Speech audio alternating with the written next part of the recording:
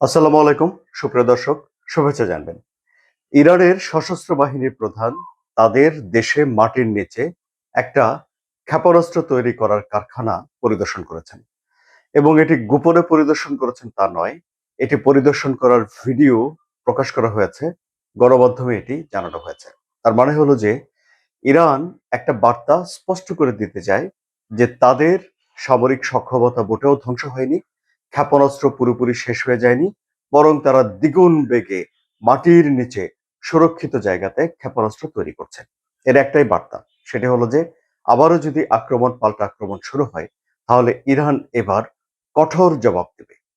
এমনকি এটি শুধুমাত্র প্রতীকীভাবে তারা তাদের অস্ত্র তৈরি করার কারখানার ভেতরে ঘুরে সেই ভিডিও প্রকাশ করে জানাচ্ছে তা নয়, তারা মুখেও এই কথা বলছে। ইরানের সশস্ত্র বাহিনীর প্রধান কথাটি বলছেন। কোন পরিস্থিতিতে ইরান এই ধরনের একটা বার্তা বিশ্ববাসীর কাছে দিচ্ছে?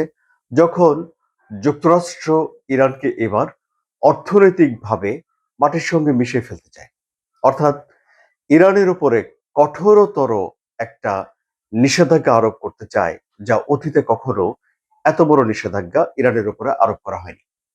ইরানের উপরে অনেক আগে থেকে নিষেধাজ্ঞা রয়েছে আর্থিকভাবে, কিন্তু সেই নিষেধাজ্ঞা জারি করে ইরানের যে সরকার ইসলামী বিপ্লবের পরে গঠিত হয়েছে, সেই সরকার এবং তার আদর্শের লোকজন যে সরকার পরিচালনা করছেন তা পশ্চিমা বিশ্ব বদলে দিতে পারেনি। এমনকি ডোনাল্ড ট্রাম্প যে যুদ্ধ করেছেন সেই যুদ্ধেও তিনি বলেছিলেন যে তাদের অন্যতম লক্ষ্য যে ইরানের সরকার ব্যবস্থা বদলে দেয়া, কিন্তু সেটা করা সম্ভব হয়নি।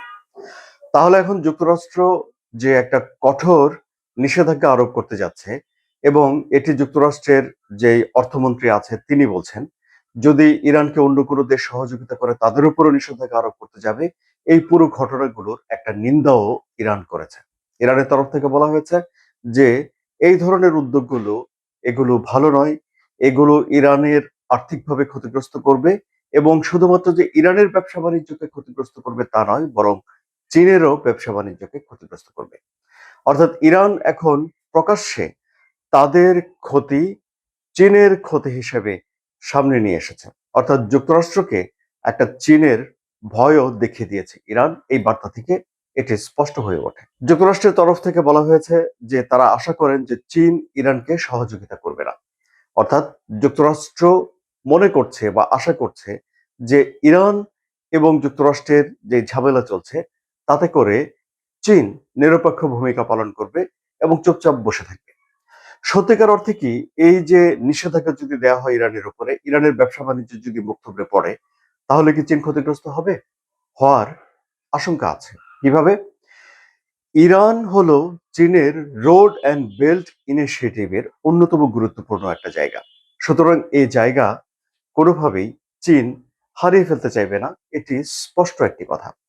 আবার ধরুন, ইরান যদি মধ্যপ্রাচ্য থেকে হারিয়ে যায়, যুক্তরাষ্ট্রের কাছে যদি হেরে যায় এবং যুক্তরাষ্ট্র যদি একদম চরম একটা আধিপত্য বিস্তার করে, তাহলে চীন তো মধ্যপ্রাচ্যে কোনোভাবেই প্রবেশ করতে পারছে না।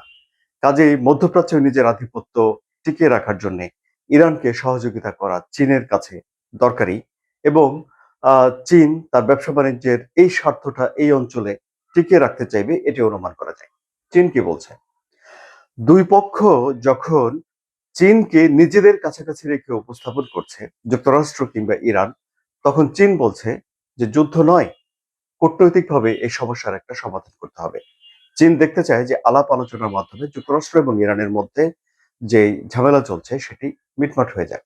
অর্থাৎ চীন কিন্তু এটি বলেনি যে তারা যুক্তরাষ্ট্রের আহ্বান মেনে চুপচাপ বসে থাকবে। তারা এটাও বলেনি যে ইরানের ব্যবসা ক্ষতিগ্রস্ত হয়ে গেলে তাদেরও ক্ষতিগ্রস্ত হবে। চীন বলছে যে আলাপ আলোচনা করে এগুলো মিটমাট করুন। ইরান যে পরিমাণ তেল উৎপাদন করে তার ৮০ থেকে ৯০ ভাগ চীনের কাছে তারা বিক্রি করে।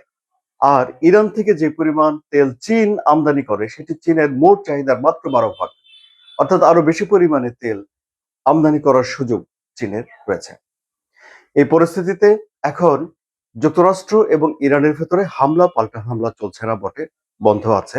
আবার শান্তির জন্য দুই পক্ষের ভেতরে কোনো আলাপ আলোচনাও চলছে না, সেটিও বন্ধ আছে। এখন হরমুজ প্রণালীতে ইরান তাদের নিয়ন্ত্রণ ধরে রেখেছে বলে দাবি করেছে। কোনো জাহাজই তো হরমুজ প্রণালী দিয়ে পারাপার হচ্ছে না। যে কয়টা জাহাজ পারাপার হচ্ছে সেটা খুবই নগণ্য। এই যেমন ধরুন ইরাকের 4টা জাহাজ পারাপার করেছে। সেটি আবার ইরাকের স্পিকার বাগের গালিবাফের যে ইরাক সফরের সময় ইরাক অনুরোধ করেছে ইরানকে, সেই অনুরোধ রাখতে গিয়ে তারা এই কয়টি জাহাজ ছেড়েছে। ফলে তেলের প্রবাহে এক ধরনের অচল অবস্থা কিন্তু ইরানের তরফ থেকে বলা হচ্ছে যে এখানে তৈরি হয়ে আছে। যদিও যুক্তরাষ্ট্র ভিন্ন কথা বলছে। যুক্তরাষ্ট্র বলছে যে তারা পাহারা দিয়ে ৮০ লাখ থেকে ১ কোটি ব্যারেল তেল পার করে দিচ্ছে হরমুজ প্রণালী থেকে। যুদ্ধ শুরু হওয়ার আগে এই হরমুজ প্রণালী দিয়ে প্রতিদিনই ২ কোটি ব্যারেলের মতো তেল পরিবাহিত হতো। সুতরাং বিরোধের জায়গাগুলো এখনো ঠিকঠাক বিরোধের মতোই রয়েছে। যুদ্ধ লেগে যাওয়ার আশঙ্কা উড়িয়ে দেওয়া যাচ্ছে না। শান্তি প্রক্রিয়ার জন্য আলাপ আলোচনার যে উদ্যোগ সেগুলো স্থবির হয়ে পড়েছে। হরমুজ প্রণালীতে কি ঘটছে সে বিষয়টি চরমভাবে অনিশ্চিত। যুক্তরাষ্ট্র আবারও হামলা করতে পারে, নাও করতে পারে, এ ব্যাপারে স্পষ্ট কোনো ইঙ্গিত পাওয়া যাচ্ছে না। হামলা হলে ইরান কঠোর জবাব দেবে। তারা তাদের মাটির নিচে যে মিসাইল তৈরি করা হচ্ছে সেগুলো দেখিয়ে এই বার্তাই দিয়ে দিচ্ছে। এই হলো গিয়ে ইরান এবং যুক্তরাষ্ট্র যুদ্ধের নতুন যে ইনফরমেশন, যে পরিস্থিতি বিরাজ করছে তা আমি আপনাদের সঙ্গে শেয়ার করলাম। আলোচনা যদি ভালো লাগে তাহলে আমি আশা করব যে আপনারা লাইক, কমেন্ট, শেয়ার করবেন এবং জিও পলিটিক্স এর জটিল সব বিষয়গুলো সহজে বোঝার জন্য সাবস্ক্রাইব করে চ্যানেলের সঙ্গে থাকবেন। ধন্যবাদ সবাইকে।